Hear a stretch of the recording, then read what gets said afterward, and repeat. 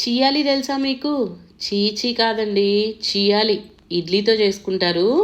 చిన్నప్పుడు మా అమ్మ తెగ చేసి పెట్టేది. చాలా బాగుంటుంది. సింపుల్గా 5 మినిట్స్లో అయిపోతుంది. ముందుగా ఒక 5 ఇడ్లీలని అలా క్యూబ్ సైజ్గా కట్ చేసి పక్కన పెట్టేసుకోండి.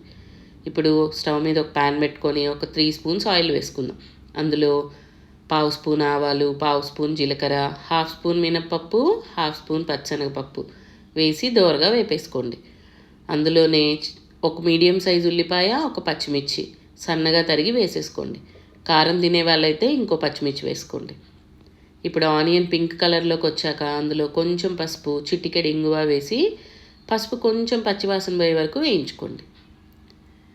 నాకు ఇందులో కరివేపాకు ఫ్లేవర్ నచ్చదండి, అందుకే నేను వేయలేదు. మీకు కావాలంటే వేసుకోండి. ఇప్పుడు అందులోకి మనం ఇడ్లీ ముక్కలు చేసుకున్నాం కదా, అవి వేసేసుకుందాం. వేసేసి బాగా కలిపేసుకోండి. మామూలుగా పిల్లలకి ఇడ్లీ పెడితే ఇడ్లీ అని మొహం మార్చేస్తారు.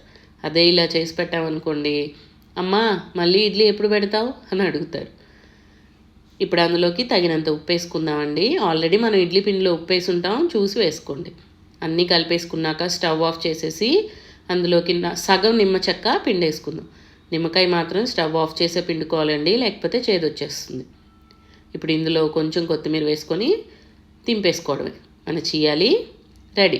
ఈవినింగ్ స్నాక్గా అయినా నైట్ డిన్నర్గా అయినా చాలా బాగుంటుంది. సాయంత్రం పూట వేడిగా కొంచెం పుల్లగా టేస్టీగా ఉంటుంది. ఈ వీడియో మీకు నచ్చితే